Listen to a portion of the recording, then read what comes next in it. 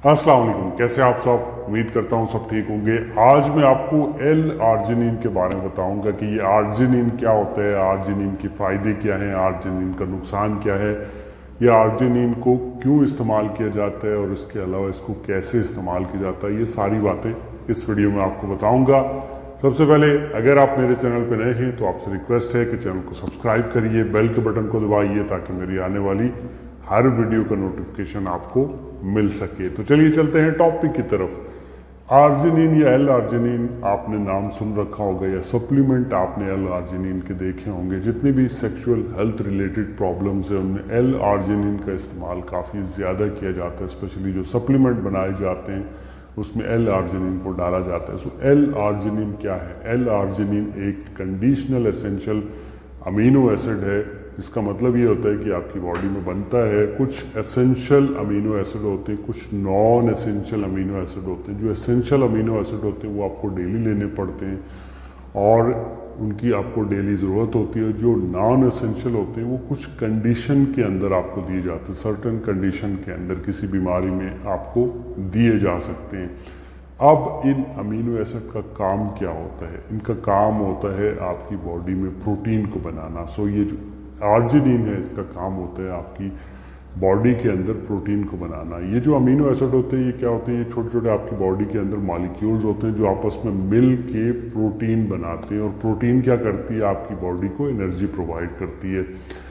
अब एक तो इसका काम होता है प्रोटीन को बनाना, दूसरा ये है कि ये नाइट्रिक ऑक्साइड को भी रिलीज करता है, नाइट्रिक ऑक्साइड को भी बनाने में मदद करता है, जिसकी वजह से नाइट्रिक ऑक्साइड, अगर आप में से किसी ने वियाग्रा नाम की टेबलेट सुनी हुई है या देखी हुई है या उनके बारे में थोड़ा सा या मेरा वीडियो देखा हुआ है उन पर, तो ये जो नाइट्रिक ऑक्साइड होता है ये क्या करता है? ये आपकी जो ब्लड वेसल्स होती है उनको डायलेट कर देता है या फिर जो उनको थोड़ा सा वाइड करता है, जिसकी वजह से उनमें जो ब्लड फ्लो होता है वो बढ़ जाता है, वो खुल जाती है, सिकुड़ी हुई होती है, खुल जाती है, जिसकी वजह से आपका ब्लड फ्लो बढ़ता है।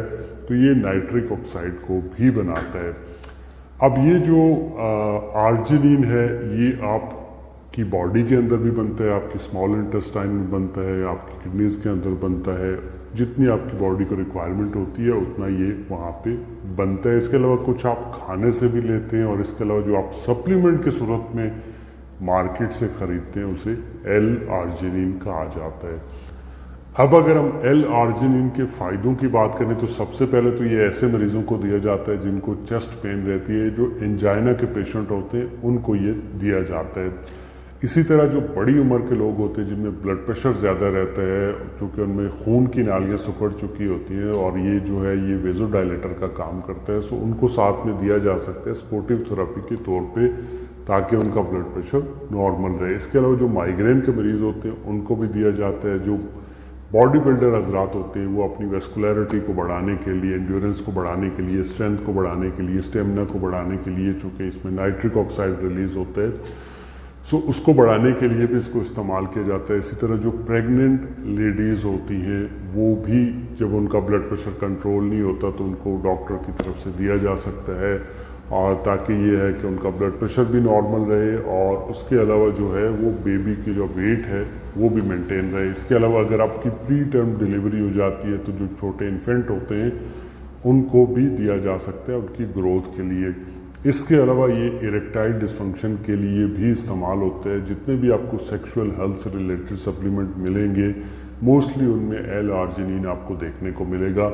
और जब किसी को इरेक्टाइल डिसफंक्शन की प्रॉब्लम होती है तो ये डॉक्टर्स जो होते हैं वो मोस्टली कॉम्बिनेशन में देते हैं। जैसे आपको एल आर्जिनिन देंगे, साथ में जिंक भी दे देंगे, इसी तरह एल आर्जिनिन देंगे तो साथ में CoQ10 दे देंगे। तो ये इरेक्टाइल डिसफंक्शन के लिए भी इस्तेमाल होता है।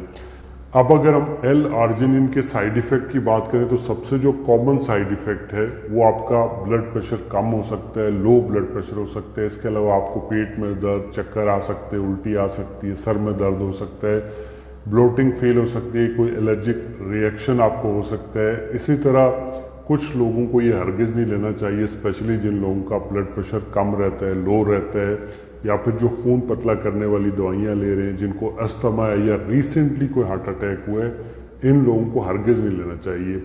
आप इसे नेचुरल सोर्स से ले सकते हैं। जैसे जितनी भी प्रोटीन बेस्ड फूड होते हैं उनके अंदर बहुत अच्छी क्वांटिटी के अंदर होता है। जैसे आप गोश्त खा लेते हैं तो आपको ये मिल जाता है। अगर आप चिकन खाते हैं, चिकन में भी जो चिकन ब्रेस्ट है उसके अंदर बहुत ज़्यादा क्वांटिटी के अंदर मौजूद होता है, सो आप वो ले सकते हैं।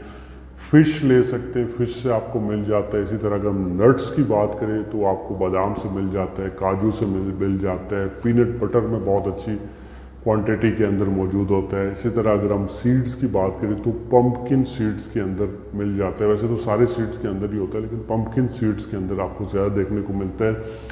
इसी तरह जो डेयरी प्रोडक्ट्स हैं, दूध है, दही है, अंडा है, ये सब आप ले सकते हैं। सब में से आपको नेचुरली एल-आर्जिनिन मिल जाएगा। सो आपको आर्जिनिन के सप्लीमेंट लेने की ज़रूरत नहीं है, स्पेशली अगर आपकी उम्र कम है। अगर हम इसके डोज की बात करें तो 3 से 6 ग्राम आप पर डे इसको ले सकते हैं, इससे ज़्यादा आपको नहीं लेना होता। मार्केट में जो इसकी टैबलेट है वो 100 मिलीग्राम के अंदर, 500 मिलीग्राम के अंदर आती है। सो उसको लो डोज में हमेशा जो है वो स्टार्ट किया जाता है। तो ये तो था एल-आर्जिनिन के बारे में। होप्स हो कि आपको वीडियो अच्छी लगी होगी और आपकी मालूमात में इजाफा हुआ होगा। दुआओं में याद रखिएगा, चैनल को सब्सक्राइब करिएगा। अल्लाह हाफिज़।